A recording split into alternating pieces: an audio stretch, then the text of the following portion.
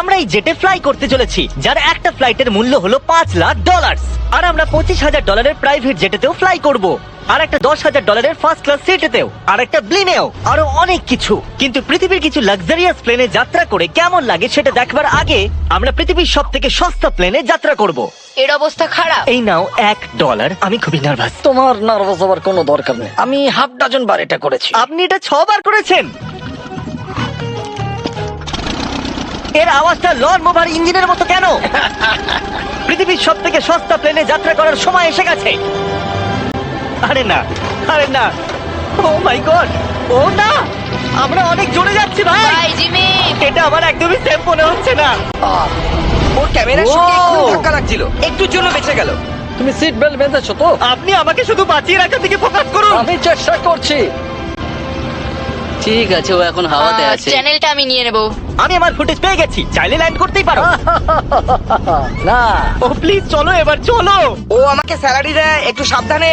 আর যদি আপনাদের এটা ক্রেজি লাগে তাহলে ভিডিওটা শেষ পর্যন্ত দেখুন। আমরা পৃথিবীর সব থেকে দামি প্লেন টিকিটে যাত্রা করতে চলেছি। এক মিনিট, তুমি আমাকে নার্ভাস করে দিচ্ছ। ও মাই গড, ওরা নিচে নামছে। আমরা ল্যান্ড করতে যাচ্ছি।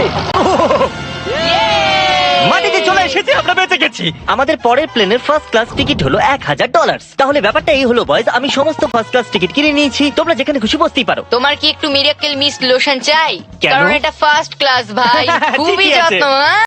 আমাদের সবার কাছে সিটের সাথে একটা টিভিও আছে। এই টিকিটে আছে ভালো ভালো খাবার, বাথরুমের জিনিস আর একটা পাজামা। আমরা এগুলো বাড়িতে নিয়ে যেতে পারি কি? আর লম্বা ফ্লাইটের জন্য রিক্লাইন। এটা নিচে নেমে একটা বেডের মতো হওয়া উচিত। মনে হচ্ছে যেন কবরে আছি, বেশ ভালো হ্যাঁ, লাগলো। এটা সত্যি দারুণ। আর সব থেকে ভালো কথা, এই $1,000 টিকিটের সব থেকে বেস্ট পার্ট হলো আমাকে নোলেনের সঙ্গে কথা বলতে হবে না।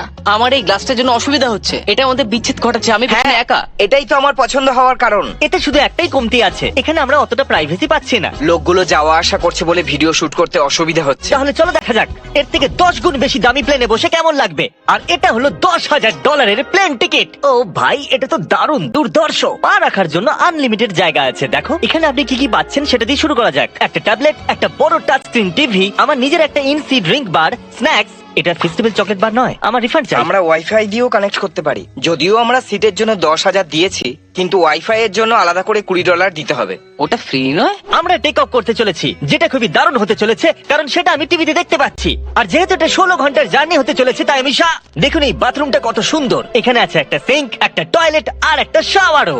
দারুণ ব্যাপার। একটু ওদিকে দেখো, আমরা শূন্যে প্রায় 30,000 ফুট উপরে আছি, আর আমি এখানে শাওয়ারও নিতে পারি। আর এর সাথে আমি আর বয়স যত খুশি গরমেট ফুড অর্ডার করতে পারি। আর শুধু এটাই নয়, সব থেকে ভালো জিনিসটা শেষে আছে। হাই, কি খবর? প্লেনের পিছন দিকে একটা প্রাইভেট লাউঞ্জও আছে। হে জিমি, হ্যাঁ, ওয়াও, এটা স্বপ্ন নয়। এটা ছিল $10,000 একটা প্লেন টিকিট। ক্যামেরা উপর থেকে নিচে করো। আর এবার আমি আছি $25,000 প্লেন টিকিটে, যেটা এই সিঁড়ি দিয়ে উঠলেই পাওয়া যাবে। ঠিক বলেছো, এখানে ফ্লোর আছে। এটা দারুণ ব্যাপার না? এটা খুবই ক্রেজি। আমরা অন্য লোকেদের ওপরে বসতে চলেছি। ও মাই গড, এটা হলো আপনার রুম। $25,000 আমরা দুটো বড় রুম পাচ্ছি। ও, এটা তো খুব দারুণ। আমি এর আগে এরকম দেখিনি। আরে বাপরে, আগের প্লেনের তুলনায় আমরা এখানে 4 গুণ বেশি জায়গা পেয়েছি। আমি এরকম প্লেন আগে কখনো দেখিনি, যেখানে আমি জাম্পিং জ্যাক করতে পারি। এই দেখো, আমরা পাচ্ছি দুটো চেয়ার্স আর অনেকগুলো টিভি। এই একটা ঘরে এতগুলো টিভি আছে, যেটা আগে সবকটা প্লেন মিলিয়েও ছিল না। একজন পার্সোনাল ফ্লাইট অ্যাটেন্ডেন্ট খাবার সার্ভ করে। এরকমটা কেন? একটা বিশেষ প্রাইস পয়েন্টের পরে ওরা সবসময় ক্যাভিয়ার দেয়। আর একটা বাথরুমও। বলছি কিছু বলতে পারি? এই বাথরুমটা আমাকে হতাশ করলো। এখানে কোনো শাওয়ার নেই, হিটেড ফ্লোরসও নেই, আর সাইজও অর্ধেক। আমার মনে হচ্ছে $10,000 ফ্লাইটটা বেশি ভালো ছিল। তোমরা কি একটা ফ্লাইটের জন্য এত টাকা খরচ করবে? আমি এটার পরামর্শ দেব না। আমি তো বলবো একটা গাড়ি এর নিয়ে বদলে নাও। গাড়ি নিয়ে আর নাও। এটা হলো রুমের সবথেকে বেস্ট পার্ট, একটা কুইন সাইজ বেড। ওরা সব সিটকে বেড কেন করে দেয় না ভাই? তাহলে সাইড বাই সাইড 3টে বেড লাগানোর বদলে 3টে তাকের একটা বাঙ্ক বেড বানানো উচিত।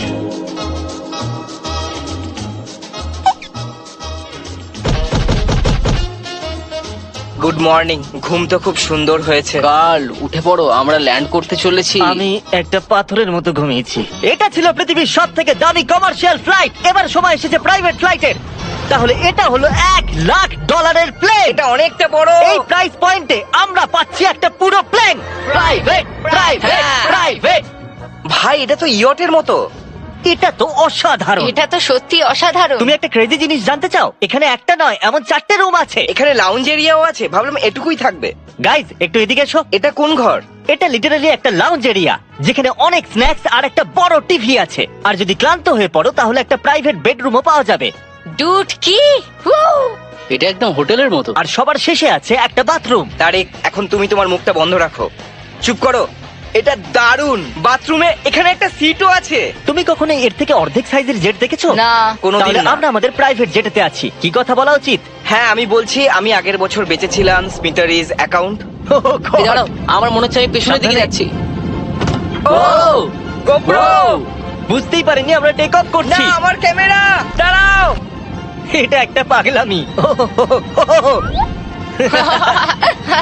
ও মাই গড। ছোটবেলার কথা মনে পড়ে গেল। ও সাবধানে। ঠিক আছে, আমি নিচে বসে যাচ্ছি। এটা এখনো সবথেকে ভালো বাথরুম। এখানে এটা টয়লেট। এখানে বসে তোমরা টিভি দেখতে পারো। হ্যাঁ নোলেন, আশা করি তুমি বাথরুমে কমফোর্টেবল থাকবে। এখানে হচ্ছেটা কি আমি কিছু বুঝতে পারছি না। না না। ও কখনোই বাইরে আসবে না। ও এটা হলো steak, mash, potatoes and thank you so much. Veggies. আর আমরা আপনাদের জন্য পিৎজাও বানিয়েছি। ইয়ে! এটা আমার সবথেকে ফেভারিট প্লেন, কারণ এখানে আছে ইউটিউব। কিন্তু আমরা প্রথমে পপ আপ হয়নি, তাই এখন নয়। আমরা বলতেই পারি এটা একটা বড় লোকের বেড, কারণ এখানে 500 বালিশ আছে। এটাকে এখানে রাখি, এখানে এটাকে রাখি।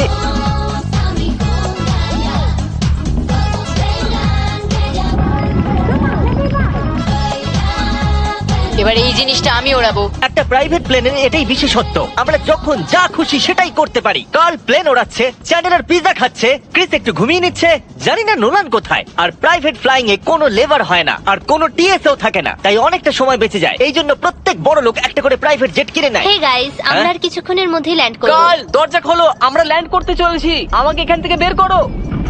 ও ও ও ও মাই গড, এটা তো একদমই স্মুথ নয়। এক মিনিট, নোলান কি বাথরুমে? কার্ল, ওকে বাইরে বার করো। ও ও, তোমার ফ্লাইট কেমন ছিল? ওই $1000 ফ্লাইট থেকে তো ভালো ছিল। আর এখন এটা $10 লাখ ব্লেম। এক সেকেন্ড আমি ব্লাডটা সরাই।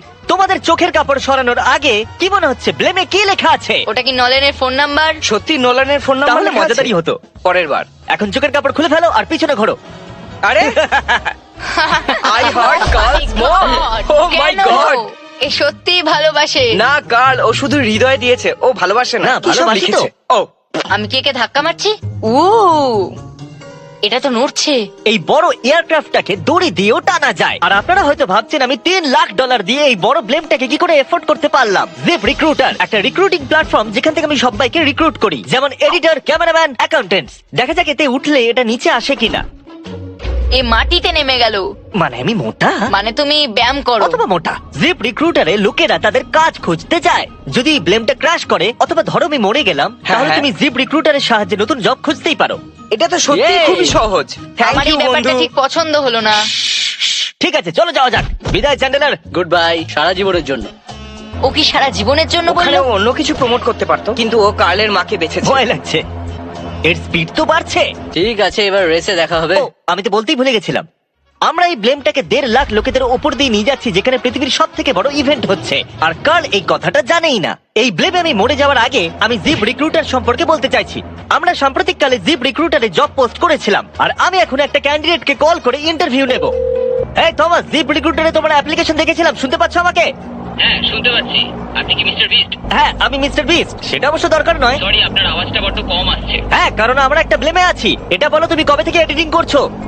আমি প্রায় 10 বছর ধরে এডিট করছি। তুমি কি আমাদের ভিডিওস গুলো ইমপ্রুভ করতে পারবে? যদি একটা স্ট্রং টিম থাকে আর একটু ক্রিয়েটিভ ইনোভেশন থাকে, তাহলে নিশ্চয়ই আমি ভিডিওকে ইমপ্রুভ করতে পারি। ওকে, ঠিক আছে। তুমি তোমার কাজের কিছু স্যাম্পল আমাকে পাঠাও। যদি এর মতো আপনারাও আমাদের সাথে কাজ করতে চান, তাহলে ডেসক্রিপশনে দেওয়া লিংকে ক্লিক করুন অথবা ziprecruiter.com/mrbeast এ যান। আমরা প্রত্যেকটা অ্যাপ্লিকেশন ভালো করে দেখব। এখন আমরা ডেটোনা 500 এর উপরে আছি, যেটা কিনা অন্যতম একটা বিজি ইভেন্ট। তুমি ব্লিম্পে অন্য কিছু লিখতে পারোনি? না, এটা পারফেক্ট। এটা কিন্তু ভুল। ওরা আমাদের দেখতে পাচ্ছে। হ্যাঁ, তোমাদের দেখতে পাচ্ছি। কার্ল, আমি তোমাকে বলে দিই, এখানে আমরা সবাই তোমার মাকে ভালোবাসি। আই লাভ কর্ম। সবাই বলছে কার্লের মাকে ভালোবাসে।